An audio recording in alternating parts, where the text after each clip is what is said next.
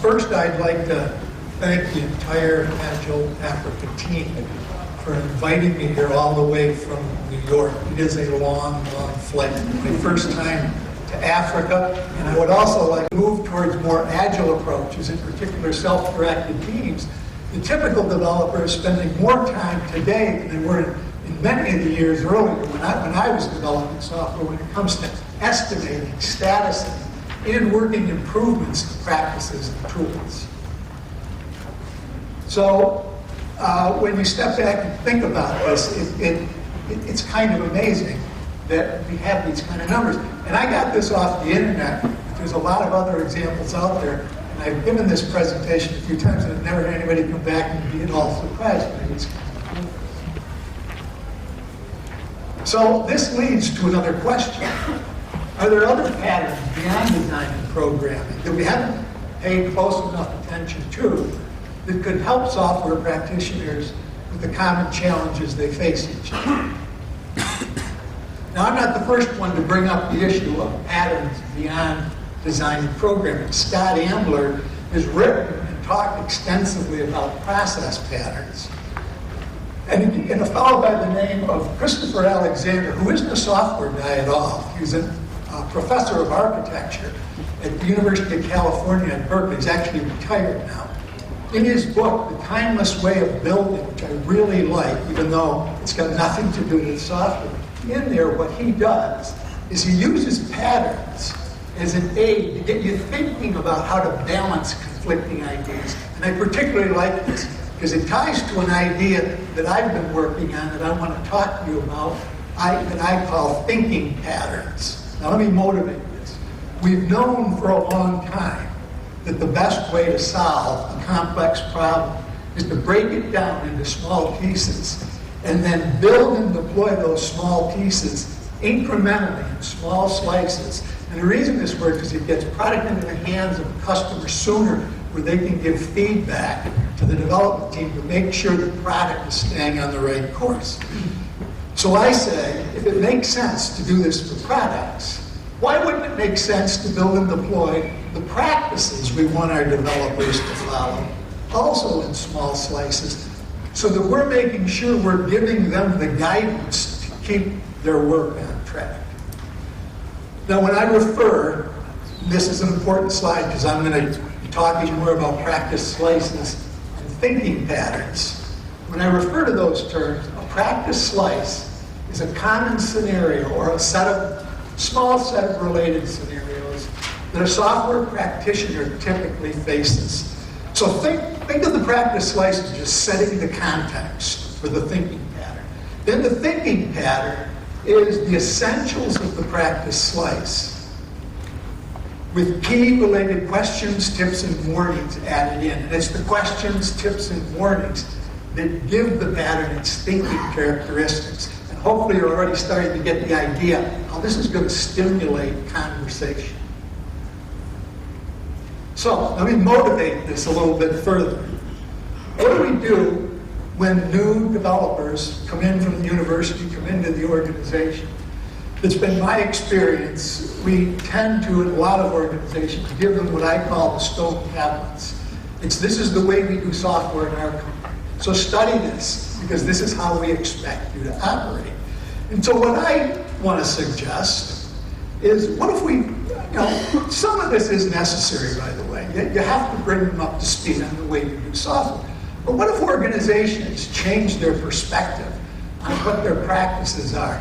And we turn this around, and the organizations view their practitioners not as the people who are telling them what to do, but as the customer for their organizational processes. Because when you turn it around and you look at someone as the customer, it changes your perception, it changes your viewpoint.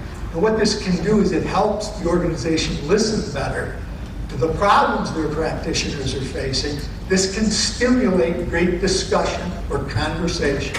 What this becomes then, the practices then become a vehicle to help practitioners perform better.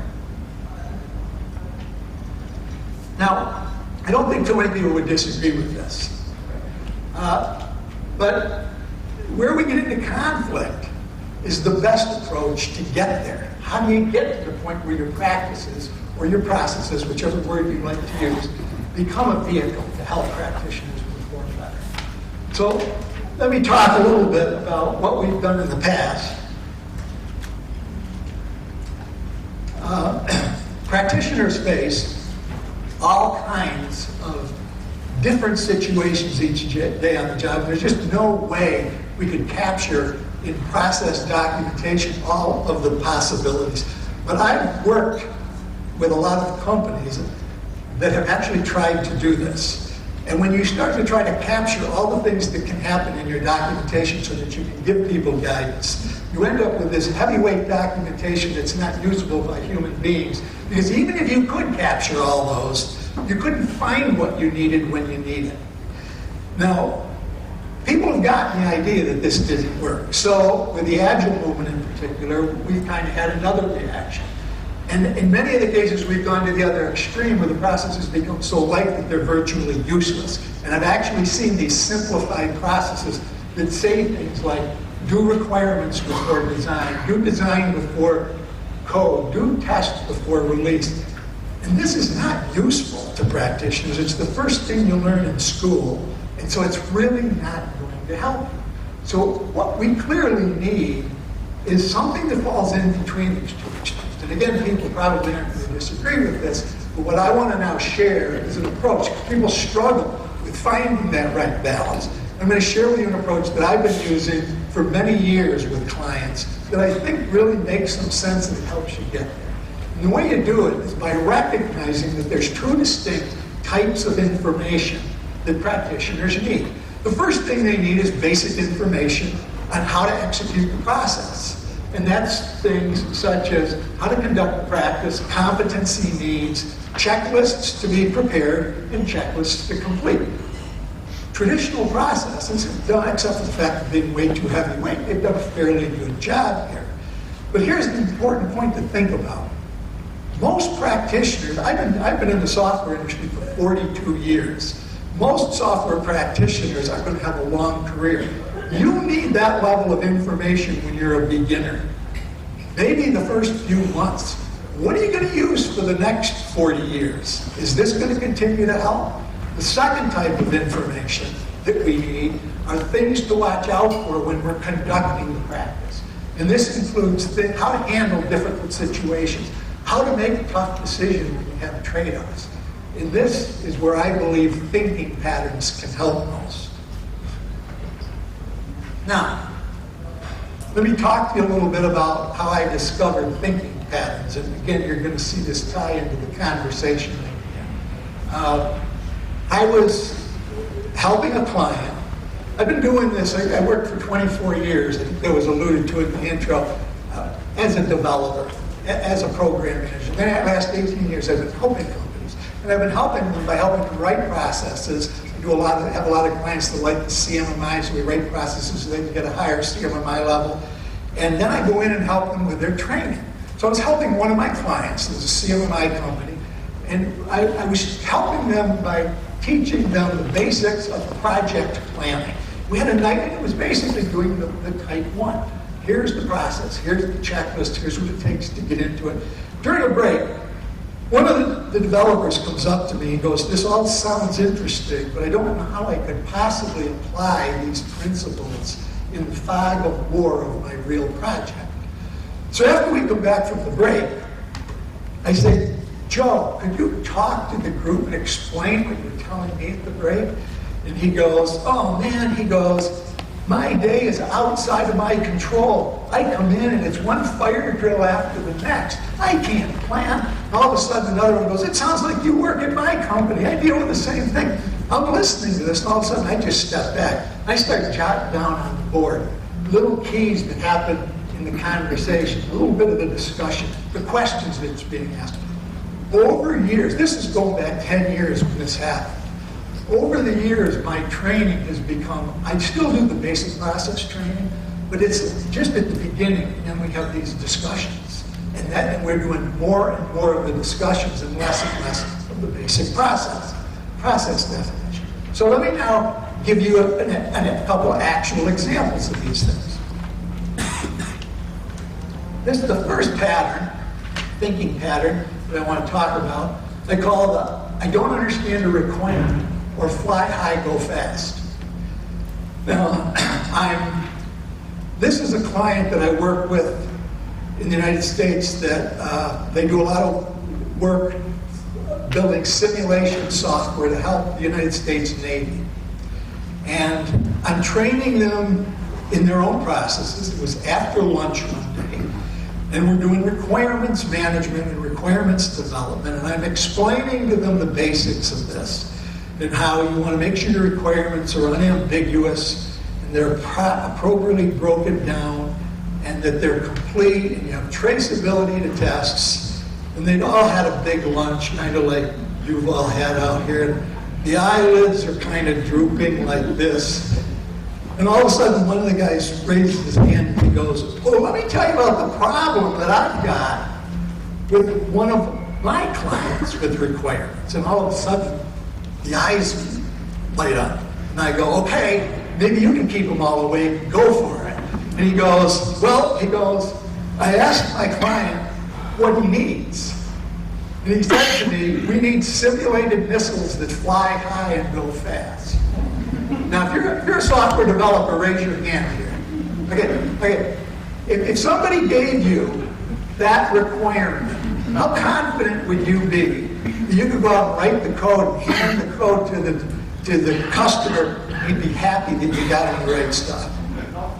Not at all. Okay, so he goes, natural question, how high and how fast?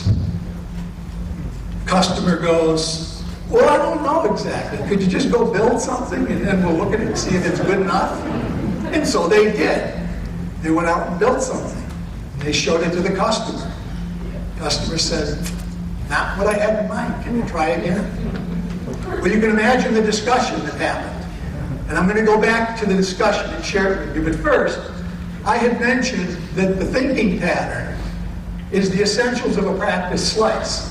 And one of the techniques that's a great way to capture a practice slice is using user stories. User stories is a great way to capture requirements, very succinct way if you're using an agile approach. And this technique, particularly, this is one technique to capture user stories where you say, as a, put yourself in the shoes of who this is about. I want. And then you say, so that. It's a great way to stimulate conversation for a couple of reasons. If you don't know your requirements, the so that is particularly important because it kind of says it's the motivator behind why I need this. And that's why it stimulates conversation because you're not closing the door on how to solve the problem. And the story I like to tell around this, and I don't know if it's true, but supposedly Henry Ford, when he invented the car, was asked if he listened to his customers when he invented the car. And the answer that I heard that he gave was no, absolutely not, because if I listened to my customer, I would have invented faster horses. So, you get the idea. So now, what happened here? Back to the fly high, go fast story. The conversation that started happening. First of all, these people were all in the same company, building software for the same customer, and they couldn't agree if we even had a problem. The first person said, we work with our customer that way all the time, and my customer loves us. And then the next one goes, no, this is a huge problem, because our customer's always yelling at us because we can't hit schedule, and you're not going to hit schedule playing this way. So you can see differing views on the same situation. So what happens? What are the questions to ask? Question one, is my customer collaborative and working closely with me to discover the requirements? Tip, maybe you do nothing different if the customer understands the cost of iterating. As long as he understands that we're doing it to discover the requirements and he's working closely and he knows what's happening, you might be fine. However, what if you have a fixed schedule and a fixed cost and a non-collaborative customer, which is more like what that second person probably had, then you better raise the risk real fast. So what you start to see here is the importance of context in making decisions. Let me give you another one. This is my pattern that I call my testing is taking too long or how much is enough. This is a great pattern to show that, going back to my point, a lot of these fundamental processes we write are about what to do. That's not what developers need. They don't need to know what to do. They need to know how much, when am I done, the toughest question out there, and what options do I have when I'm facing a really tough situation, a lot of pressure to get things done. So in this case, I'm going to give you two quick stories, two different clients. I have a client that builds web applications, and they got an independent test team, and they're always trying to get these web applications out on 30-day increments, a real scrum house. But they have this problem hitting their schedule.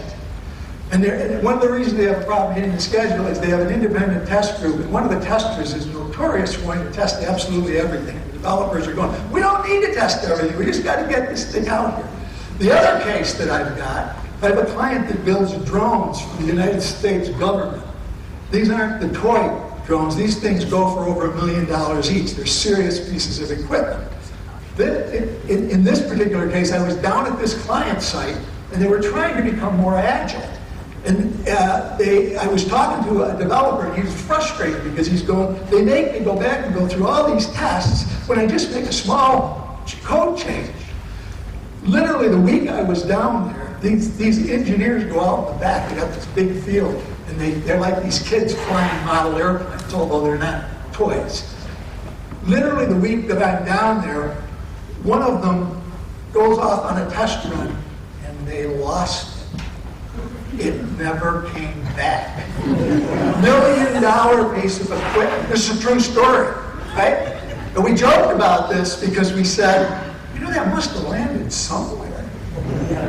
Can you imagine some kid in his backyard? Mom, look what I found. Joey, stay away from that. It's not a toy, right? That, you know, they do joke about it, but it's a serious situation. So, what kind of questions come up here? Questions. Does the software have life-critical or high cost of failure consequences? We added, and I bolded the high cost, because originally we didn't have that until we heard this story. There's no pilot in a drone. But this company isn't going to succeed with losing $1 million pieces of equipment because there was a test failure. What about the other thing? Does my project have an agreed-to way of working with respect to testing? If so, do I know my options? Now let's go back to my web team. Consider focusing your low-level testing just on areas you have changed. Also consider focusing on high-risk areas. What they ended up doing is that strict tester said, how do I know where to test? Because you guys are making changes. They go, we'll work with you. We'll work closer with you and tell you where we make the change. We're willing to take some risk on some defects being there because we need to get the web applications out, and it's not like losing a drone. In the drone case, you bet they didn't allow the lightening up of their tests because it's too much consequence to lose a drone. So they continued to force all the low-level testing. Now, I got about 10 minutes left. Am I close to that? Okay.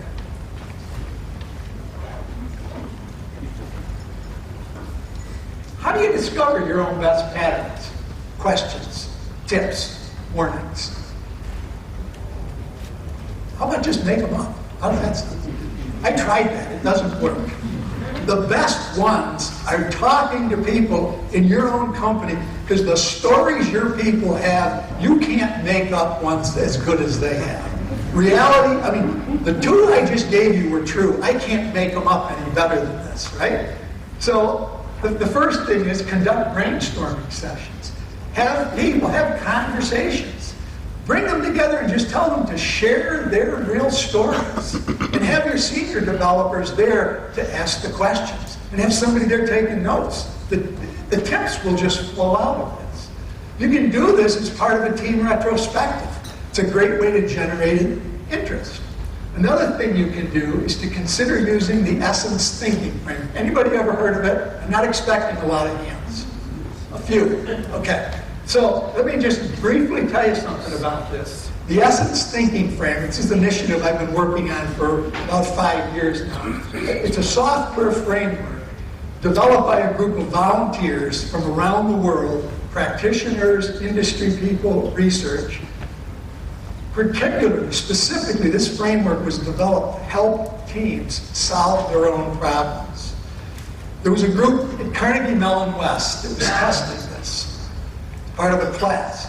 And one of the students said, it helped us using essence during our retrospectives. They called them reflection. It helped us think about things we didn't know could be a problem. If you think about that, that is extremely powerful. The SDI has reported that 60 to 80% of the cost of software is in rework, things that are unknown. Anything we can do to reduce unknowns early can have a significant, a huge effect on the eventual performance of your team. I will also mention that really what I'm talking about here with both essence and patterns is really about getting to unknowns early. And I would just throw in a little plug for on Wednesday. I'm giving a workshop on essence. This is a Wednesday afternoon. And we're going to go back and look at these patterns. And I'm going to give you 5 more patterns I didn't make up. And we're going to look at the patterns through the lens of essence. And you can see how essence can help you discover your own patterns. What makes thinking patterns any better than just using checklists? One of the things you will hear if you come to my seminar or you read things about essence, it's heavy into checklists. And I like checklists. But what do you think why patterns? Aren't patterns just kind of like checklists? Anybody got a thought? First, it gives context to checklists. Checklists by themselves are nice, but they don't have context to them. Stories, which are the essence of patterns, give context. And it stimulates critical thinking, discussion, conversation, through the questions, tips, and warnings. And they're fun to create. And the stories are great memory aids. It's really hard to remember the checklist. You'll remember my stories. You'll remember stories. And remember stories told by your teammates. So, in conclusion, patterns don't replace your company processes. This is another thing I'll say about Essence on Wednesday. Essence doesn't replace whatever process you're using. It just helps teams do better at what you're doing now. They're an aid that can help your team's critical thinking and decision making. Now, just as a final thought I want to give before I end here, and maybe we'll have time for a couple questions. There's a book that I really like, that I recommend. It's called 0 to 1, Notes on a Startup or How to Build the Future. It was written about 3 years ago by Peter Thiel, who was one of the co-founders of PayPal. And in the book, my favorite chapter is chapter 12. Chapter 12 is about humans and computers. And what Peter's trying to do in chapter 12 is help people understand the difference between people and computers. And he tells a story. He tells the story about a Google supercomputer that in, I think it was 2012, got rave reviews after scanning on 10 million images on YouTube for being able to identify a cat with 75% accuracy. And that sounds impressive until you realize that a 4-year-old can do it flawlessly 100% of the time. Now, Peter Thiel's point on telling the story was to make the point that computers are really good at finding patterns in large masses of data, but they can't hold a candle to a human when it comes to finding insight from patterns. Now that was Peter's point, and the point I want to leave you with, for years, I've been doing, as I mentioned, I've been doing this for 42 years. For years, what we've done in a lot of large organizations in the name of trying to help is we've treated our humans like computers. We've given them the mass of documentation and said, here, these are the instructions. You're the computer. Just follow them and you'll write good software. Well, the fact is that hasn't worked, and it has failed miserably in many companies. What we need to do is give our practitioners the patterns that reflect the real pain that they face, the real situations they face, and then give them the questions to ask, the tips, and the warnings that come from our more experienced people, and then we trust them to make the best decisions. I'm done.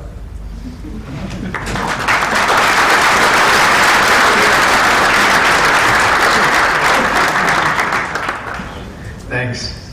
Are there any questions?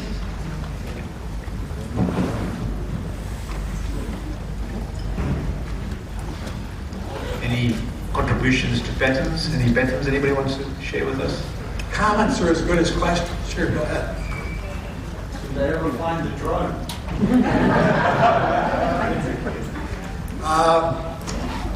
That's another story. We'll go over in the other room. Okay, I have a question. In testing, we've been using heuristics for some years, and it seems to be pretty identical to what you call thinking patterns. Yeah. Do you see it the same way? I do. Heuristics is a very good way to think about this. When I first started doing that, heuristics was a word I used. Like I started this over 10 years ago. I wasn't even thinking Agile at the time. This has just worked. And heuristics is a great way, you just get a sense. If I did want to put a little statistics on it, it's kind of like the Pareto principle, the 80-20 rule. Where do you kind of feel like the trouble is? Let's go there first, and we're probably onto something. And that's what the conversations, the thinking patterns get you into the mode of talking about the things that are really causing pain. And heuristics is a way to get there. Yay. Thanks. Any more questions? Comments? So if anyone wants to discuss this further, I'm going to go over and mosey around in the conversation room after this. And I'm going to be here, as I said, all tomorrow. So you can stop me in the halls or whatever, or maybe I'll hopefully see you on Wednesday. Paul, thank you very much. Before I hand you over to Shane,